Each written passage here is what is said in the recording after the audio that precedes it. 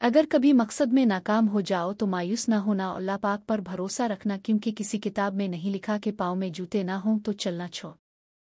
सोच समझ कर जिंदगी गुजारो, क्योंकि जो आज मिट्टी के ऊपर करोगे कल मिट्टी के नीचे इसका हिसाब देना पड़ेगा। नबी पाक सल्लल्लाहु अलैहि वसल्लम ने फरमाया, कोई शख्स मुझ पर दुरूद शरीफ पढ़े और दूसरों को भी दावत दे, बरोज़ क़यामत इस शख्स का हाथ पकड़कर जन्नत में ले जाऊंगा। शुक्र है कि नियत का असर चेहरे पर जाहिर नहीं होता, वरना हर शख्स को बार बार चेहरा छुपाने के लिए निकाब की ज़रूरत पड़ती है। हज़रत अली रज़ी अल्लाह ताला अन्हु फरमाते हैं, कोई इंसान कितना ही गुनहगार क्यों ना हो, अल्लाह उसके लिए दुआ का वसीला, तौबा का रास्ता और रिस्क का दरवाज़ा कभी बंद नहीं करता।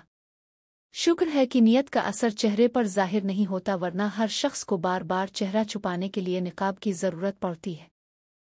जब अल्लाह से मांग लो तो दिल ना मिलने का डर ना रखो, क्योंकि अल्लाह ताला उठे हुए हाथों की लाज रखता है। खुद को कभी कमज़ोर ना होने दे, क्योंकि आप ही अपने लिए हकीकी और वाहिद सहारा है।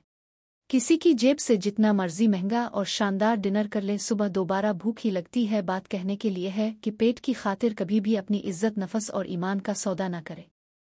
दोस्त की गलती रेत पे लिखो ताका पानी इसे मिटा दे, और उसके एहसान पत्थर पे लिखो ताका कोई इसे मिटा ना सके। उम्रों के मुताबिक जिया करो, ये जो तुम जवानी में बुढ़ापा तारी करके फिरते हो, सोचो बुढ़ापे में किधर जाओगे। दुनिया के सबसे तेज और अंदर तक चीर फाड़ देने वाले हथियार लफ्ज़ और ज़ुबान है। उम्रें गुजर जाती हैं लेकिन लफ्ज़ों के गाँव नहीं भरते।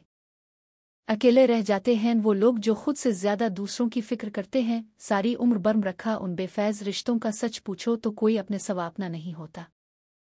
अगर तुम वहां बुराई देखो जहां तुमने अच्छाई बोई थी तो हैरान मत होना, बाज ज़मीनें काश्त के काबिल नहीं होती।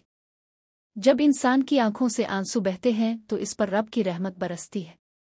मैंने जिंदगी में हमेशा एक गलती की है कि मैंने हर किसी को खुद से ज्यादा जरूरी समझा।